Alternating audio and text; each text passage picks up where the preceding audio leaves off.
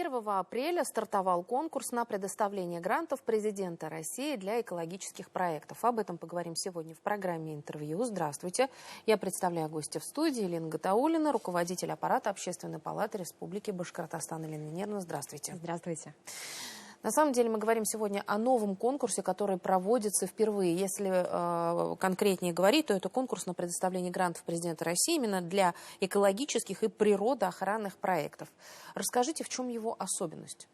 Все совершенно верно. В действительности это такой первый конкурс, несмотря на то, что фонд президентских грантов ежегодно в каждый конкурс предоставляет и помогает, и поддерживает некоммерческие организации, которые заявляются в том числе на проекты, направленные на сохранение окружающей среды.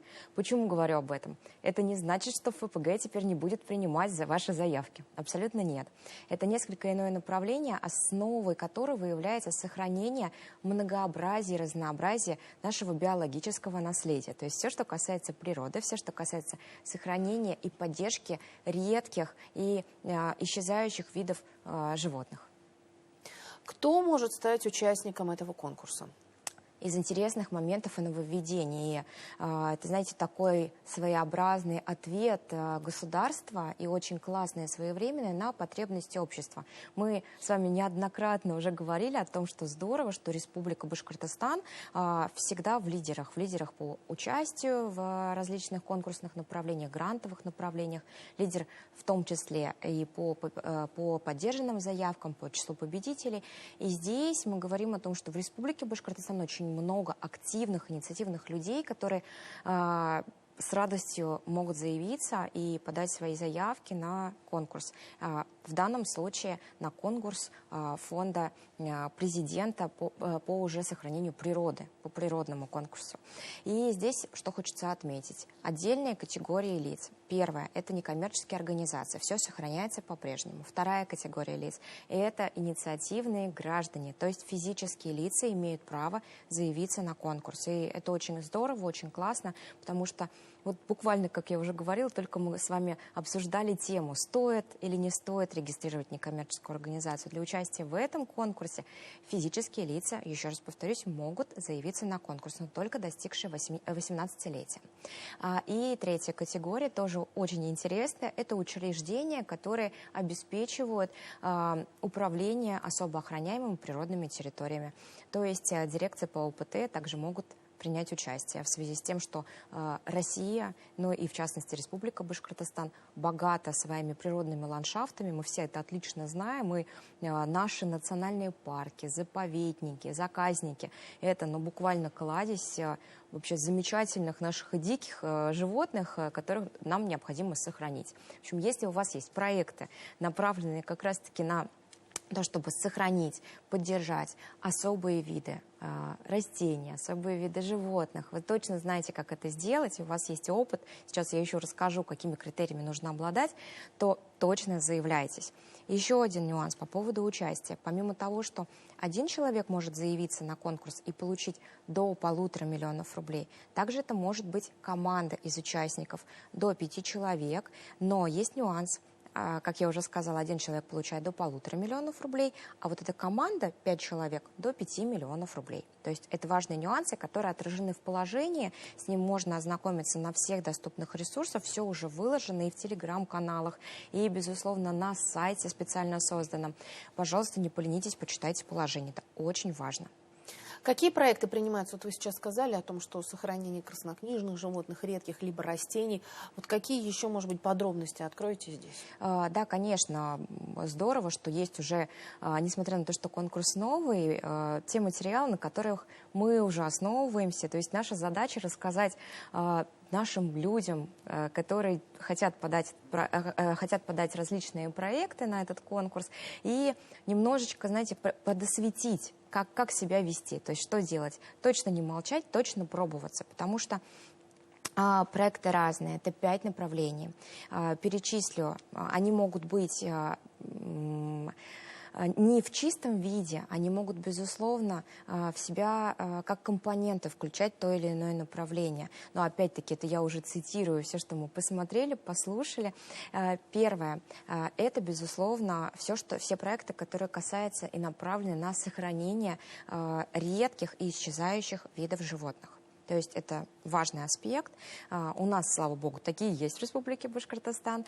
Второе направление. Все, что касается просветительских проектов, то есть это экопросвещение тоже. 100% знаю сама, не понаслышке, что таких проектов большое количество. Одно из направлений также это экологическое просвещение и кадровое обеспечение, так скажем, прокачка тех, кто уже работает в областях и в области природоохраны. И также сюда можно отнести экологический туризм и оснащение экологических троп. Но мы точно тоже с вами знаем, что в Республике Башкортостан тропы, экологические тропы, они уже работают, существуют, и, собственно, скоро самый сезон начинается. И также одним из направлений является сохранение природы Арктики. Это тоже такая интересная история, но здесь, казалось бы, это так далеко, и Арктика от нас далека совсем, но все мы знаем наш замечательный музей полярников Альбанова, в котором очень здорово и ярко рассказывается о том, что Арктика на самом деле не так уж и далека. И наш регион точно очень много чего связывает с Арктикой. Даже наши дети ездили по конкурсу в Арктику посмотреть, что же это такое. И, как я уже сказала, по этим направлениям необходимо писать заявки, но эта заявочная кампания несколько отличается, потому что она состоит из 2 этапов. Если вы очень хотите и понимаете, что у вас есть силы, ваш проект реален, он имеет возможность реализации, и у вас есть опыт, потому что просто хотеть здорово, но хочется, чтобы все-таки команда сумела реализовать вот такие сложные и важные вещи. Необходимо пройти первый этап. Первый этап состоит из достаточно такой простой презентации, где необходимо отразить цели, задачи, необходимо отразить возможности команды и очень коротко план реализации проекта. Также отразить необходимую сумму для реализации проекта. И, собственно, проекты могут длиться до 1,5 лет. И вот и все эти задачи необходимо расписать в короткой визитке и презентации. То есть от физических лиц это видеовизитка, от юридических лиц это уже по желанию видеовизитка, да, но обязательно в презентации все отразить. И по окончанию первого этапа уже эксперты федеральные отбирают те заявки, которые в действительности смогут быть реализованы теми или иными физическими лицами, либо юридическими лицами. Какие сроки реализации? До 1,5 лет, но очень важно помнить, что первый этап с 1 апреля по 30 апреля, это первый этап, так скажем, предотбора, точнее, подачи заявок на предотбор, да, на вот этот первый этап. Срок реализации с 1 сентября, вложение победителей в августе обещают нам, и уже с 1 сентября до 1,5 лет возможно проект реализовывать. Поэтому команды, а также несколько юридических лиц, которые могут объединиться, также 2-3 юридических лица могут объединиться в консорциум и сделать тоже свой проект. Это тоже специфика этого конкурса. И из классного и интересного всегда интересует вопрос про деньги, конечно, да, есть ли пороговое какое-то значение. Никаких потолков нет, пороговых значений нет, но мы должны помнить о том, что чем выше грантовый запрос, тем, естественно, должно быть софинансирование, безусловно, потому что хочется 25 миллионов, не готовы вкладывать сами, так не бывает, так не работает практически, но исключения на самом деле есть, но практически не работает, все-таки вклад очень важен и готовность вложений средств. И, безусловно, те проекты, которые претендуют на большую сумму средств, они должны быть более продуманные, более досконально изученные. Это тоже очень важно помнить при составлении заявки. Вот вы сейчас сказали о том, что они должны быть продуманными, да, вот какие критерии есть, вот по которым, может быть, вы сориентируете? Как я уже сказала, обязательно актуальность темы. Актуальность любой темы и В дальнейшем, на втором этапе, все будет уже по классике происходить, то, как заполняются заявки с очень конкретным календарным планом, с очень конкретными параметрами, с подтвержденными численными значениями. Но и мы всегда помним, если мы реализуем проект, он всегда должен быть направлен на решение какой-либо проблемы. То есть проблем маленьких не бывает. Они могут быть, конечно, масштабными, системными, бывают локальными, какими-то небольшими. Поэтому здесь стесняться не нужно, если вы понимаете, что есть какая-то локальная проблема, которую вы можете решить, но ее все-таки нужно актуализировать, обеспечить и снабдить фактами, реальными фактами. То есть я так думаю, мне так кажется, это не факт. Факт — это всегда статистика определенная, либо статьи, либо определенный тот же самый опрос, или, как я уже сказала, подкрепленность цифрами. Актуальность — это первое, то, на что нужно обратить внимание. Опыт реализации проекта.